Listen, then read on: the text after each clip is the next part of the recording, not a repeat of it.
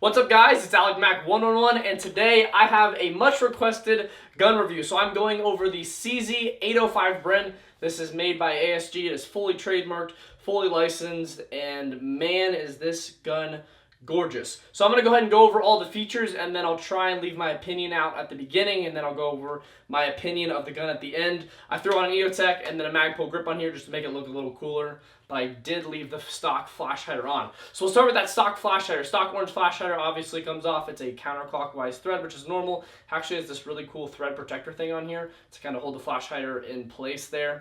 One of the things that I really like about this gun right off the bat is it has a ton of rail space. You have a ton of rail space. You have the markings on even the side rails, which is kind of cool. It does not have the markings on the bottom rails, but it's cool that you have the number markings. So if you remember, hey, I have a flashlight here, I keep it between 8 and 14. If you have a pressure pad or something, it's just kind of cool to remember that. I love that about this gun. It's just got a lot of real estate, huge monolithic upper rail system. You could put literally whatever your heart could desire to go up there, but you just have a lot of real estate and space for attachments. Up here, the entire upper receiver is two-tone. You can tell that it's two-tone, but it's not only two-tone. The upper is metal. This is made exactly like the real one, which was implemented in the Czech Republic in 2010 was when they had the real gun, where it became, from 2010 to 2011 is when they had all of it get serviced. So this is the gun that they use currently now. It actually beat out the Scar L, which is really surprising. But this gun, after holding it and playing with it, is really nice. You can actually get a real one of these. I've obviously never shot one. I didn't even know this gun existed until ASG came out with one. But it is a beautiful piece of equipment. I love it. Charging handle, everything on this is ambi. You have your selector switch, which is ambi. You have your charging handle, which you can actually switch. There's instructions to do that in the manual that comes with it if you need to do that.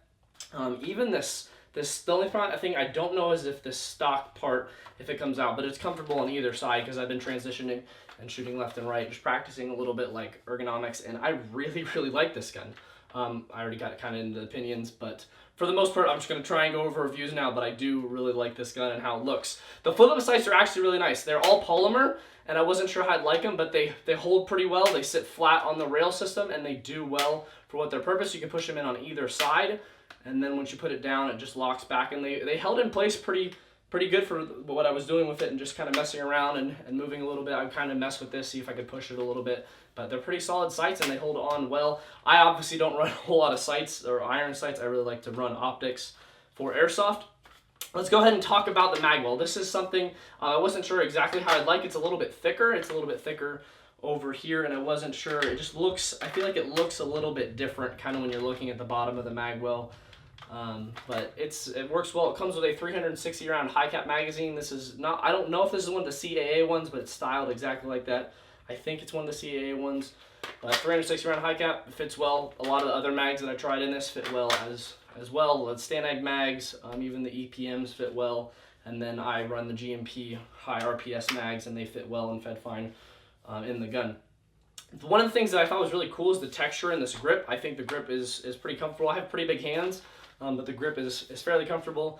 That's one of the things that I'll talk about a little bit later as far as how much I like it, but the grip is comfortable. It's polymer. It's fairly lightweight. The gun is balanced pretty well. It's got a pretty balanced center of gravity. Doesn't feel too front heavy, too back heavy as well. In order to access the battery, I actually really like this. It not only has battery access, but it also has a quick change spring system. So you take out the pin, then you push on the stop, and this whole thing comes off. We'll get to the stock in a little bit. And then in there you have your mini Tamiya plug. I'll show you a close-up on this. It's got the mini Tamiya plugs, and it also has a quick change gearbox. So all you have to do is take a flathead, crank that out, change the spring. It shoots a 390 FPS out of the box stock. But if you want to switch that maybe for more CQB-friendly places, if you want to go down to 350 or even maybe like 340, so you could shoot as many people with as many rounds as you want, and them not to complain about getting overshot. Last, but certainly not least, is the stock system. This stock system is really, really great. I'm not sure exactly how much I like folding stocks. Personally, they're cool. Like this, it works well, this functions well, and it's cool to kind of just throw it in, say when you're getting out of a vehicle, or throw it in a little bag. But the folding stock works well. You have a 5-position retractable stock, and it kind of goes down at an angle there. You can tell that it's a little bit of an angle, but it's pretty comfortable. Obviously, you don't need your stock out here unless you're a really big guy. Some people like to run it out there, but I kept it around the 2-position, and that fit really well for me, and for the ergonomics that I was using just fit really well. One of the things that I really liked as well is the sling points on this. So you have 4 sling points on this. You have 2 in the back and 2 in the front. I think they just run really clean with the gun. Now we'll go ahead and get into my opinion of the gun. This is $350, so it comes for a $350 price point. It does not have a MOSFET, which is a little bit different because in the markets today, you'd be kind of surprised with the ASG Scorpion, with them being one of the first companies to come out with really good stock MOSFETs. They don't have one in this, so it's a little bit intriguing. I wasn't sure why they did that, but the gun shoots fine. You saw a video of me shooting it at the beginning. You'll see some footage at the end of me shooting it, but it shoots well. I have replaced this with my contour zoom cam so you can see those BBs fly around. But it's a great gun. I'm really impressed with it. Got this sent out to me by Fox Airsoft. I was like, hey, I'm interested in doing some reviews for them. I actually also have a giveaway of theirs in the description if you want to go check it out. They do a monthly giveaway that they'll have there. But overall opinions of this gun are great. The grip I love. It's one of my favorite features of this. It just feels very good, very great stock grips. I'm someone who usually changes out their stock grips for airsoft guns. But with this one, I just love how it feels. It feels really good. The selector switch is really easy to maneuver with both hands. Nothing really to complain about. The only thing I did not like was the bulky magwell, and I wasn't sure how much battery space was in here. But the battery space is actually pretty good. It runs along the entire top of here. And there's not a whole lot of things that I'm disliking about this gun except for the fairly high price point.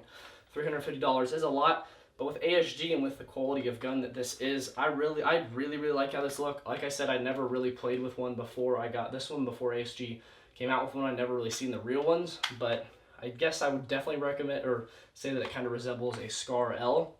But I honestly like how wide it is. When you're looking at it from the top, it looks like it's a little bit wide and a little bit thick, but I really like how that looks, and it feels like a solid gun, but it's not too heavy, which I think is the great balance. I would love to be able to take this out and play with this a ton more. We're outside, it's range testing time. I have my contour zoom cam out here so you can see the accuracy of it. And if you're wondering why the stock's not there, it's because I have a giant 11.1 LiPo and it will not fit huge ones. Also, kind of trying to ignore the cicadas in the background. It is a beautiful day outside, so let us shoot this beautiful gun and see how it performs accuracy wise. I have 4 targets out there, you can see on the zoom cam, and we'll see how well this thing does.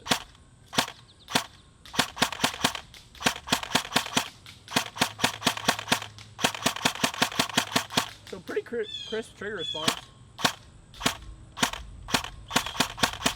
I'm shooting at about 75, 80 feet. Let's go ahead and try full auto. This is 11.1 LiPo.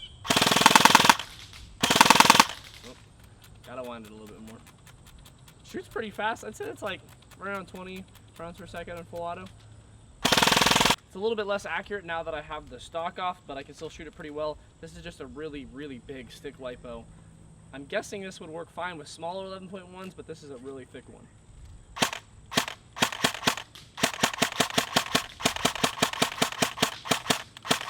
Trigger response is pretty snappy. You'd expect it for a gun that's $350. I'm pretty impressed with this gun overall.